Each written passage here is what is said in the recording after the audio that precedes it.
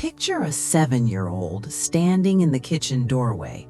She's holding a drawing she made at school, spent the whole art class on it, used every color in the crayon box. She's vibrating with pride, with the need to show someone, to be seen. Her mother is at the table, scrolling through her phone.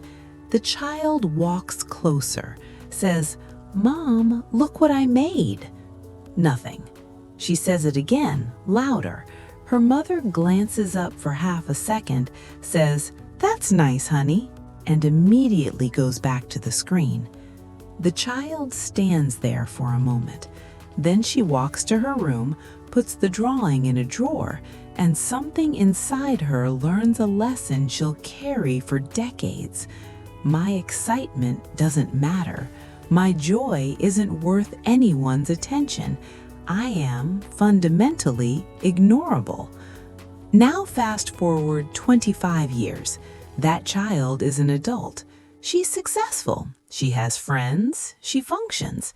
But there's something she can't shake. This deep, aching sense that she's invisible. That if she disappeared tomorrow, no one would really notice. That her presence in the world is optional. She doesn't connect these feelings to her childhood. She thinks this is just who she is. Quiet, low maintenance, not someone who needs much. But that's not who she is. That's who she had to become to survive being ignored. Today, we're going to break down the psychology of the ignored child, not just what happens in those moments of being overlooked, but how those moments reshape the entire architecture of a developing mind, how they create patterns that show up in every relationship, every choice, every moment of self-perception decades later. And if you were that child, if you've spent your life feeling like you take up too much space just by existing, this is going to help you understand why. Not to excuse it, not to minimize it, but to see it clearly, because you can't heal what you can't see. Before we go deeper, I need to know who's really here for this. If you're watching and something is already clicking, if that image of the child in the doorway felt uncomfortably familiar, do this. Subscribe, like this video, and drop one word in the comments. Noticed. Because that's what you deserved, to be noticed, to have your joy, your fear, your needs acknowledged as real and important. This community exists for people who were overlooked and are done pretending it didn't affect them. Now let's understand what actually happened. Here's what makes being ignored so insidious. It doesn't look like trauma. There's no bruise, no screaming, no dramatic event you can point to and say, that's where it went wrong. Just absence. Just silence where there should have been presence. Just a pattern of moments where you reached for connection and got nothing back. And because it's invisible, you learn to minimize it. You grow up thinking, my childhood was fine.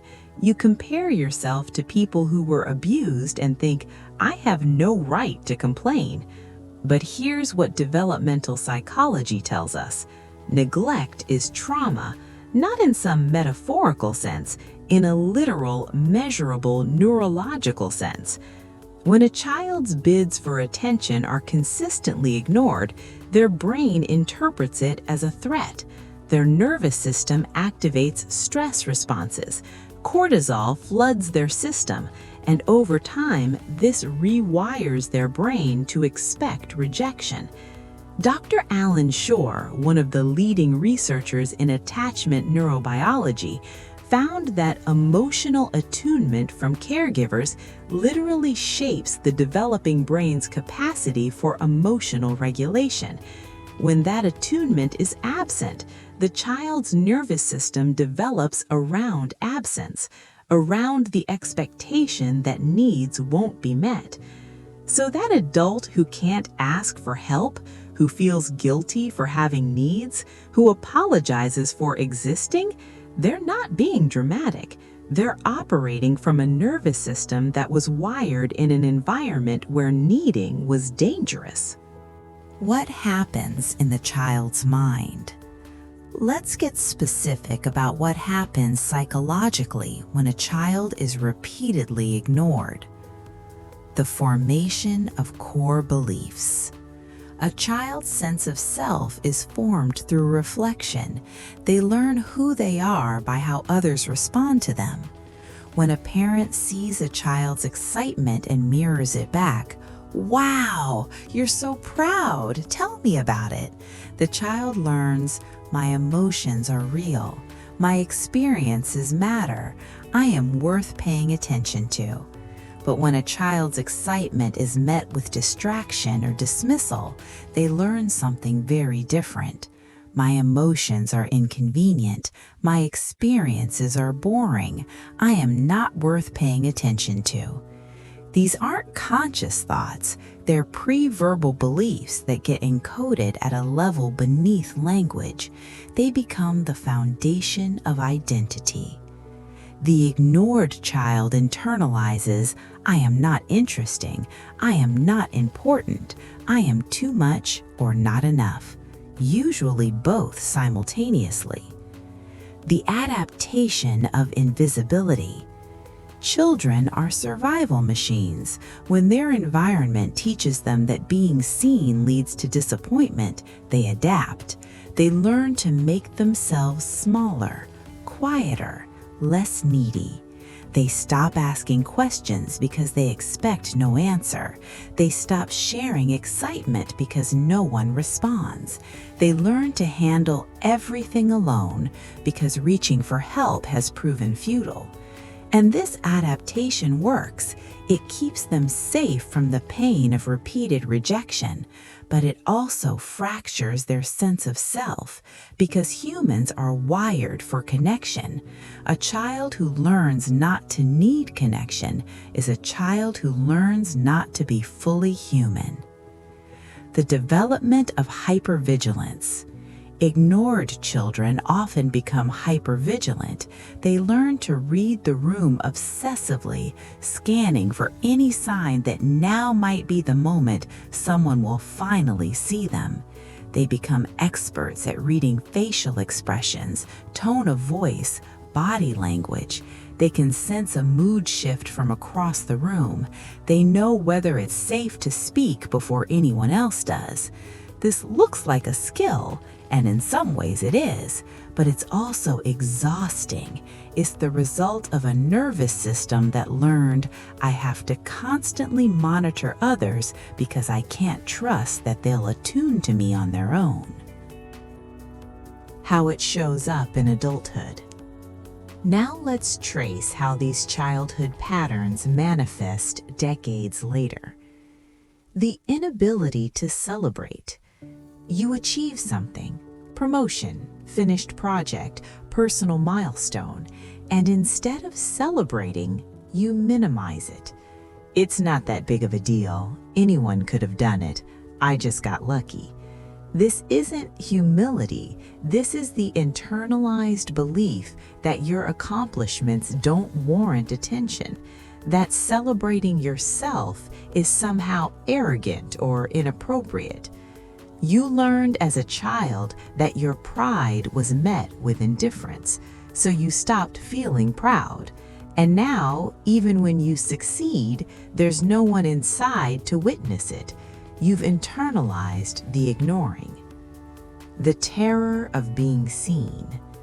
Here's the paradox. Ignored children grow into adults who desperately want to be seen and are terrified of being seen. They want connection. They want to matter. They want someone to finally notice them. But actual visibility feels dangerous, because what if they're seen and still found lacking? What if attention confirms what they've always feared, that they're inherently ignorable? So they stay in the shadows, they downplay their talents, they hide their needs, They make themselves small because at least then being overlooked feels like a choice rather than a verdict. The belief that love is conditional. Most critically, ignored children learn that love, if it exists at all, is something you have to earn through perfect behavior. If you're quiet enough, easy enough, successful enough, helpful enough, maybe then you'll be worth noticing. Maybe then someone will see you. So they become chronic people pleasers. They say yes when they mean no. They sacrifice their own needs to accommodate others. They become whatever they think others want them to be. Not because they're weak, but because they learned that being themselves wasn't enough to earn attention. So they became someone else. Someone more palatable, someone less ignorable. The relationship patterns. Let me show you how this plays out in adult relationships, because this is where the wound becomes most visible.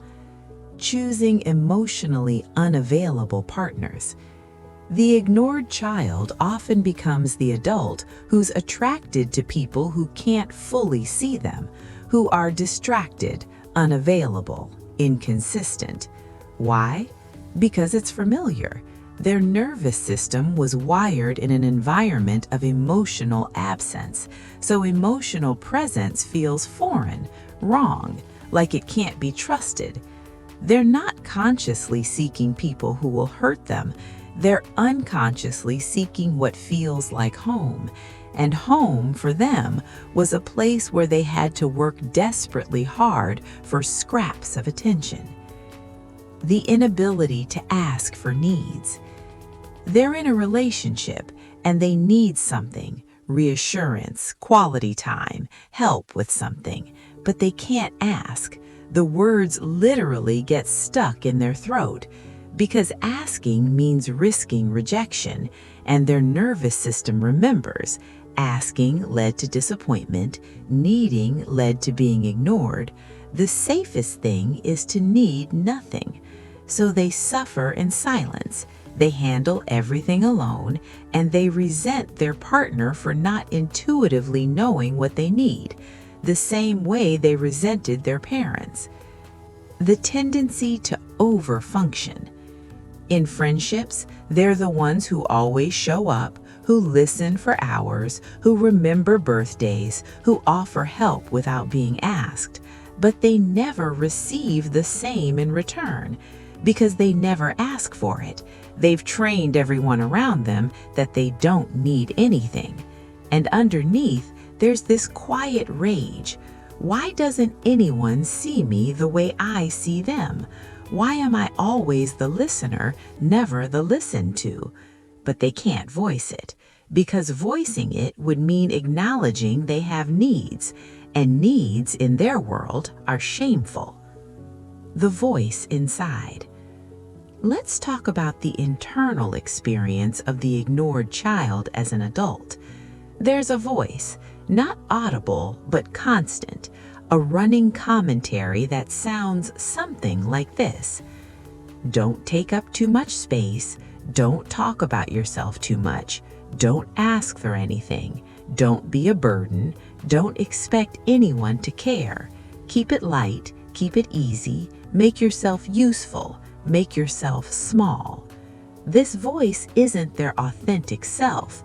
It's the internalized parent who taught them that being ignored was their natural state. And it's vicious, more critical than any external voice could be, because it knows exactly where to strike. You got invited to something? The voice says, they probably invited you out of obligation. Don't actually think you matter to them. You accomplished something? The voice says, don't celebrate. It wasn't that impressive. Keep your head down. You want to share something you're excited about? The voice says, nobody wants to hear this. You're being annoying. Stop. This is what makes healing so hard, because the ignoring isn't just coming from outside anymore. You've learned to ignore yourself. The cost of invisibility. Let's be clear about what this pattern costs. Lost opportunities. How many opportunities have you not pursued because you assumed no one would care? How many ideas have you not shared? How many applications have you not submitted? How many relationships have you not initiated? The ignored child becomes the adult who disqualifies themselves before anyone else can, who assumes they won't be chosen, so why bother trying? Chronic loneliness. You can be surrounded by people and still feel profoundly alone because no one sees the real you, because you're too busy performing, managing, accommodating to actually be yourself. And the worst part? You created this isolation, not because you want to be alone, but because being truly seen feels more terrifying than being invisible. The loss of self. Most devastatingly, you lose touch with who you actually are because you've spent so much energy trying to be whatever would finally earn attention that you don't know what you actually want, feel, need, believe. Your preferences are shaped by what others prefer. Your opinions are what others will approve of. Your entire identity is constructed around being acceptable rather than authentic. And one day you wake up and realize, I don't know who I am when no one's watching. Hold everything for a second. Just pause. If you're recognizing yourself in this, if this is naming something you felt but never had words for, I want you to do something. Leave a comment right now with that word again, noticed. Because saying it is an act of rebellion. It's saying, I existed then and I exist now. My experience was real and I'm done pretending it doesn't matter. And if you haven't hit subscribe yet, do it now. This channel is for people who are ready to stop being invisible. Now let's talk about what makes this even harder to heal. Why it's so hard to recognize. Here's what makes the psychology of the ignored child particularly insidious. It's culturally invisible. We have language for abuse. We have awareness of neglect in its physical forms, but emotional neglect, being ignored, that's not even on most people's radar. So the ignored child grows up thinking, nothing bad happened to me. My parents weren't abusive. I had food, shelter, education. I have no right to complain. They minimize their own experience. They compare themselves to people who had it worse and conclude they're being dramatic. But here's the truth. The absence of something essential is just as damaging as the presence of something harmful. Growing up without emotional attunement, without being seen, without mattering, that's not a minor inconvenience. That's a developmental catastrophe. And until we start naming it as such, people will keep suffering in silence, keep blaming themselves for struggles that are actually normal responses to abnormal circumstances. So how does the ignored child heal? How do they reclaim the visibility they were denied? Step 1, name what happened. You can't heal what you can't name. The first step is recognizing I was ignored. My needs for attention, validation, and acknowledgement were not met, and that affected me. Not in some abstract way, in specific, measurable ways that show up in my relationships, my self-perception, my choices. Naming it without minimizing it, without immediately adding, but they did their best, or other people had it worse. Just, this happened, and it hurt, and it's still affecting me. Step 2, grieve the invisibility. You have to mourn the child who spent years trying to be seen and wasn't, who dimmed her light because shining didn't get her noticed anyway, who learned to make herself small and forgettable. This grief is specific. It's not just sadness, it's rage at the injustice, confusion about why you weren't enough, longing for a childhood where your presence was celebrated. Let yourself feel it, all of it, without rushing to forgiveness or understanding, just pure, honest grief for what you didn't get. Step 3. Practice self-witnessing. You have to learn to notice yourself, to pay attention to your own emotions, thoughts, needs, desires. This sounds simple? It's not, because you've spent decades training yourself to ignore your internal experience. Start small. Pause during the day and ask, what am I feeling right now? What do I need? What do I want? And then, this is crucial, respond to yourself. Don't just identify the need and then ignore it. Actually meet it. Actually give yourself what you're asking for. This is reparenting. This is learning to be the attentive presence you needed as a child. Step 4. Challenge the voice. When that internal voice says, don't take up space, you have to talk back, not with aggression, but with clarity. That's not my voice. That's the voice I learned when I was ignored, but I don't have to obey it anymore. When the voice says, nobody cares, you counter with, maybe that was true then, but I'm choosing different now.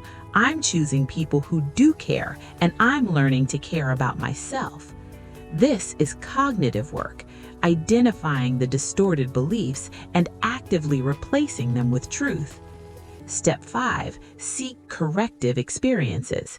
You need relationships where you're actually seen, where your needs are acknowledged, where your presence matters. This might be therapy with someone who truly attunes to you. This might be friendships where people ask about you and actually listen. This might be a partner who notices when you're quiet and checks in. These experiences rewire your nervous system. They teach you connection can be safe. Being seen doesn't always lead to disappointment. My needs can be met. You need enough of these experiences that the old pattern starts to loosen its grip. What changes when you heal? Let me paint you a picture of what shifts when you do this work. You walk into a room and you don't immediately scan for how to make yourself useful. You don't shrink, you just exist, and that feels okay. Someone asks, "How are you?" And instead of automatically saying, "Fine," you actually check in with yourself. And sometimes you say, "Honestly, I'm struggling with something," and the world doesn't end. You accomplish something and you let yourself feel proud. You tell people about it without apologizing. You celebrate without immediately looking for what's wrong. You're in a relationship and you can say, "I need reassurance right now," without drowning in shame. You can ask for what you need without feeling like a burden. You start to trust that your presence adds value, that people want you around, not because you're useful, but because they genuinely enjoy you. This doesn't happen overnight, and it's not perfect. You'll still have moments where the old pattern resurfaces, where you catch yourself disappearing, people-pleasing, minimizing. But now you see it. Now you have a choice. And that choice, that conscious choosing of visibility over invisibility, that's everything. The truth about being ignored. Here's what I need you to understand as we close. Being ignored as a child wasn't your fault. You didn't fail to be interesting enough, lovable enough, worthy enough of attention. The failure was never yours. Your parents' inability to see you was about their limitations, their wounds, their circumstances, not about your worth. But here's the hard part. Their limitations don't have to become your prison. Their inability to notice you doesn't have to mean you spend the rest of your life being invisible. You can choose differently. You can learn to see yourself. You can practice taking up space. You can surround yourself with people who actually pay attention. You can become, slowly and imperfectly, the kind of person who knows they matter, not because they've earned it through perfect behavior or exceptional achievement, but simply because they exist, and existence is enough. The ignored child inside you is still there, still waiting to be seen, still hoping someone will finally notice. That someone is you. You're the one who gets to finally pay attention. You're the one who can say, I see you. You matter. You always did. And when you do that, when you become your own witness, something fundamental shifts. The wound doesn't disappear, but it loses its power to determine your entire life. You're not invisible. You never were. You were just waiting to be noticed. And now, finally, you're noticing yourself. If this helped you see something you've been living inside of without recognizing, share it. Send it to someone who's been making themselves small their entire life, someone who deserves to know their invisibility isn't their fault. Leave a comment telling me what's one way you've been ignoring yourself, what's one need you've been dismissing. And remember, the psychology of the ignored child is real. The damage is real, but so is the possibility of healing. You don't have to stay invisible. You don't have to keep shrinking. You don't have to apologize for existing. You can take up space. You can be seen. You can matter. Not someday, right now.